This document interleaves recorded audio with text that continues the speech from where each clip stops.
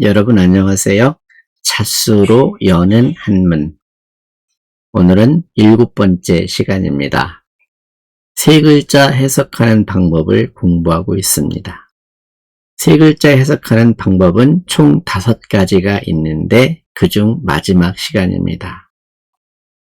세 글자를 완전 역순으로 해석을 해 보도록 하죠. 첫 번째 예시를 보겠습니다. 글자는 어렵지 않습니다. 그래서 이거를 보조서술어, 술보구조 이렇게 문법적으로 써 있는데 문법적인 것은 그리 중요하지 않습니다. 읽고 해석하면 됩니다. 난 배우셨죠? 어려울 난. 그다음에 위자인데 위자가 이게 일반적으로 할 위, 뭐뭐 하다. 두 번째는 될 위, 무엇이 되다. 세 번째는 위할 위, 우리 흔히 위하여 이렇게 하죠. 여기서는 될 위자입니다. 아우제. 해석 순서가 어떻게 될까요? 해석 순서를 보시면 이렇게 되지요. 어렵다, 되다, 아우. 어떻게 됩니까? 아우가 되기가 어렵다. 이렇게 되겠죠. 동생이 되기 어렵다. 이렇게 해석이 됩니다. 다른 방법이 있을까요? 이렇게 되죠. 밑에 예시를 보면 또 금방 알 수 있습니다. 미, 여, 형. 여자는 같을 여자입니다. 미, 여는 같지 않다. 해석 순서 보이시죠? 이렇게 1, 2. 그럼 전체 해석하면 형과 같지는 못하다. 동생이 되기도 어렵고 형과 같지 못하다. 동생이 되기 어렵다라는 말은 난위형, 난위제라는 말이 있습니다. 그 말은 두 형제가 출중해서 아주 뛰어나서 누구를 더 잘한다고 말하기 어렵다고 쓸 때 난형, 난제라는 성어가 있죠. 난형, 난제는 난위형, 난위제에서 나온 겁니다. 누구를 형이라고 하기도 어렵고 누구를 동생이라 하기도 어렵다. 결국엔 누가 나은지 모르겠다라는 말에서 난위제라는 말이 있습니다. 그런데 옛날 우리 소년들은 글을 이렇게 쓰네요. 동생이 되기는 어렵지만, 즉 동생이라고 하기는 어렵지만 그래도 형과 같지는 못하다. 결국에는 형이 좀 낫다라는 표현을 이렇게 썼네요. 네. 다음 예시를 보면 또 이해할 수 있겠죠. 그 다음 예시는 사, 같을 사, 그 다음에 안일비를 맨 앞에 놓은 글자입니다. 여기도 쉬울 이자로 해석한댔지요. 쉬울 이, 분별할 변. 그러면 해석할 수 있을까요? 이렇게 되면 분별하기가 쉽다. 이렇게 묶음이 연결되죠? 이렇게 덩어리 묶음이 이렇게 될 거예요. 이렇게 되는데 분별이 쉽다. 근데 앞에 같을 사자가 붙어서 해석을 어떻게 합니까? 분별하기가 쉬운 것 같다. 분별하기 쉬운 것 같다. 어렵지 않죠? 그런가 하면 여기는 또 뭐예요? 알지자가 먼저 해석되겠죠? 여기 알지자가 이렇게 안다, 어렵다, 아니다. 해석 어떻게 합니까? 알기 어려운 게 아니다. 어렵지 않으시죠? 이렇게 한문 해석은 처음부터 말씀드린 것처럼 두 글자를 해석하는 데 달려 있습니다. 지금 표기에는 얘네들도 보면은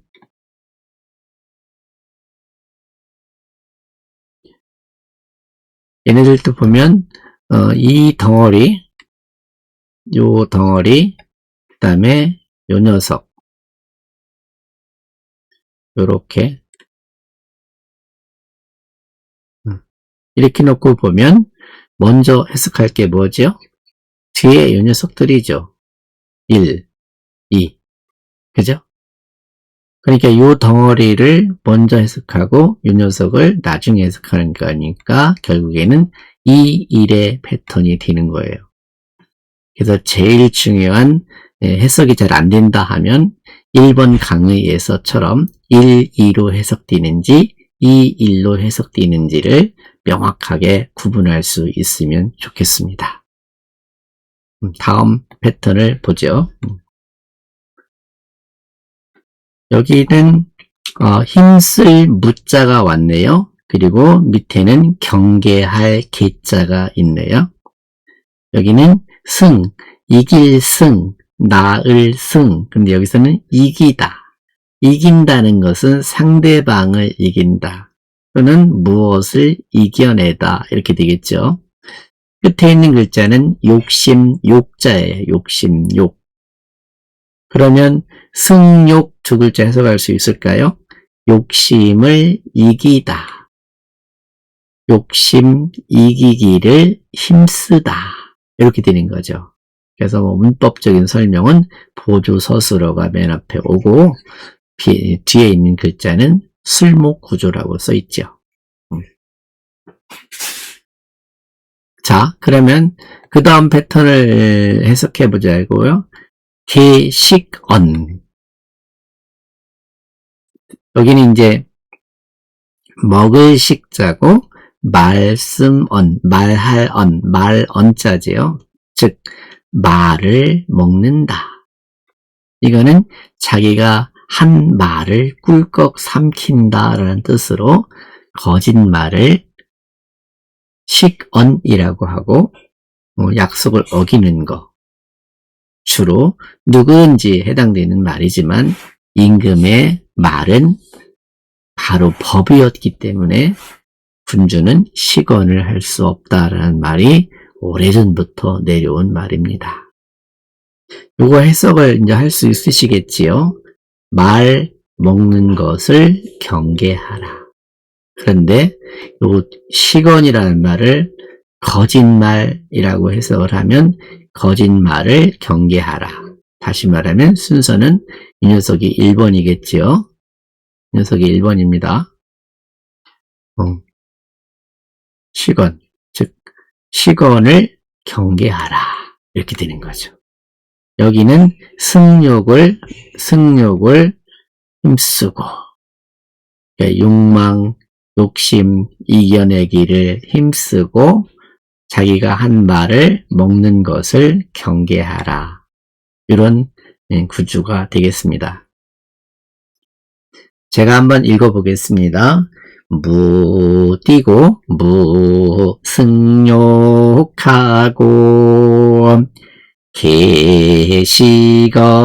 계식언하라. 이렇게 읽죠. 네. 그 다음 패턴을 보시죠. 그 다음에도 어렵지 않으실 거예요. 해석 순서를 금방 눈에 띌 수 있을 겁니다. 호자는 좋을 호자지만 이게 좋다 나쁘다 할 때는 형용사잖아요. 그런데 이게 동사로 쓰일 수 있습니다. 어떻게 해요? 좋아하다. 중국어에서는 분명히 구분이 됩니다. 호자가 좋아할 호, 좋을 호자는 중국 발음으로 하오 이렇게 하고 삼성으로 발음을 하는데 좋아하다. 그럴 때는 사성으로 발음을 해요. 하오, 하오니 난 너를 좋아해. 이렇게. 그처럼 호, 취총 여기는 좋아하다라고 해석됐네요. 총자는 위에 초도변이 붙어있는 파총자입니다. 옛날에는 악기가 없어서 자연물을 가지고 소리를 내고 했다고 합니다. 근데 팔을 뚝 잘라서 피리처럼 불었던 거죠. 이 취자는 불취자입니다. 그럼 두자 해석 가능하시죠? 파를 분다. 불기를 좋아한다. 이렇게 해석되는 거죠.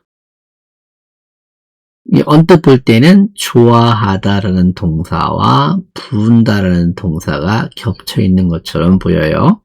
그런데 실은 여기를 띄어 읽어서 호, 취총, 파, 불기를 좋아한다.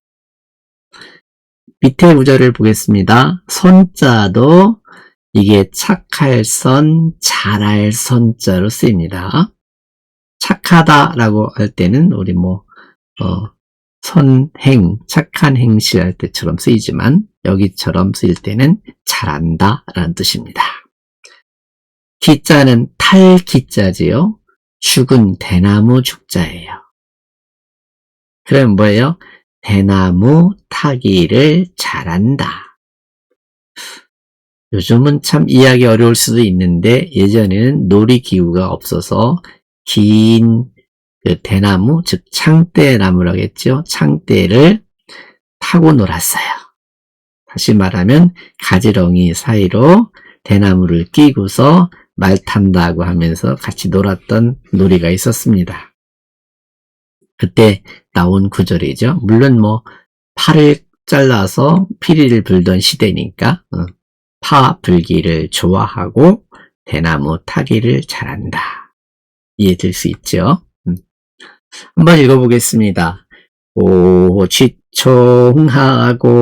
선기죽이라.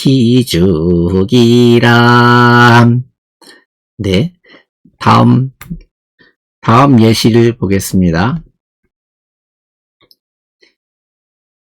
흔히 이제 금지사가 붙어 있는 예문이 되겠네요. 금지 부사가 붙고 동사 장소가 붙네요.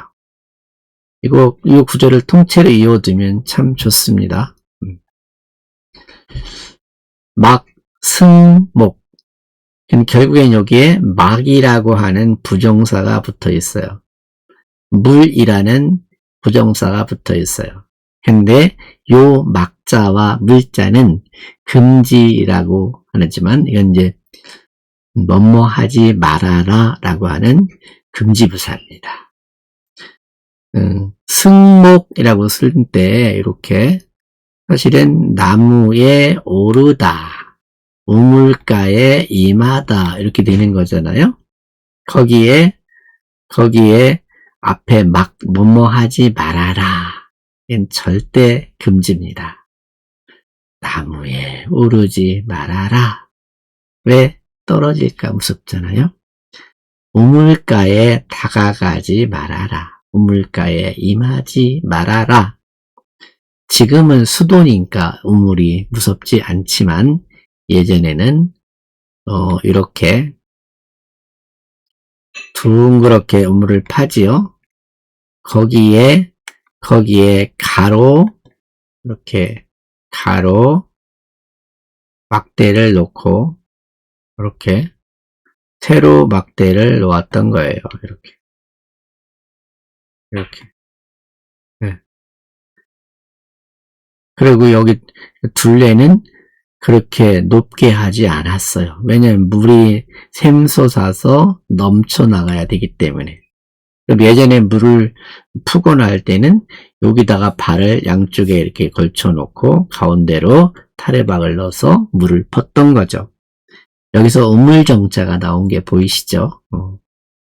그러니까 우물가에 간다는 거는 물이 얼마나 있나 이렇게 보다 보면 어른들이야 금방 아니까 문제가 없지만 애기들, 판단이 잘 안 선 어린 아이들은 잘못하다 보면 물속으로 빠져 들어갈 수 있거든요.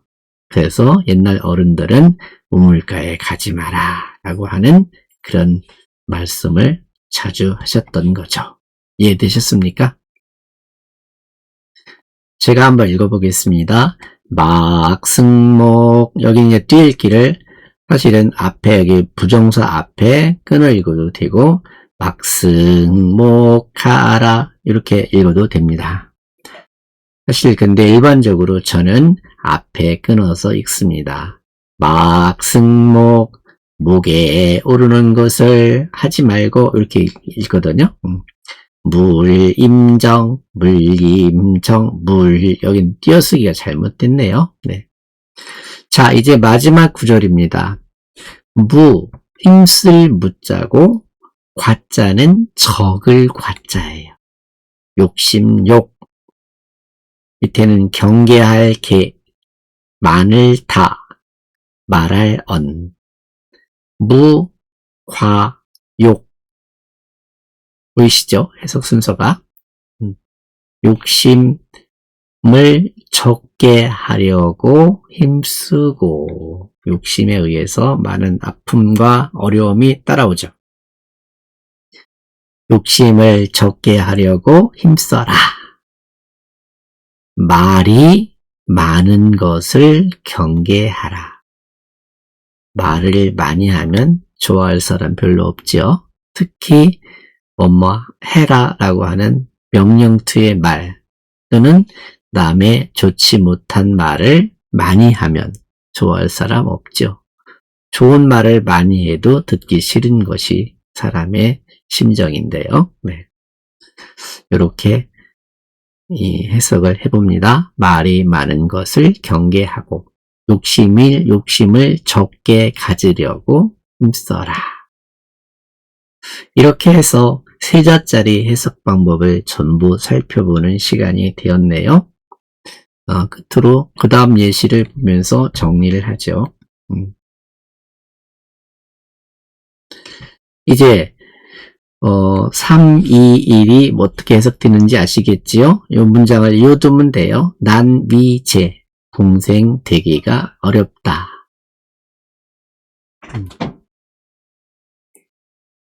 그래서 지금까지 세자짜리 해석 패턴을 다 배웠는데요.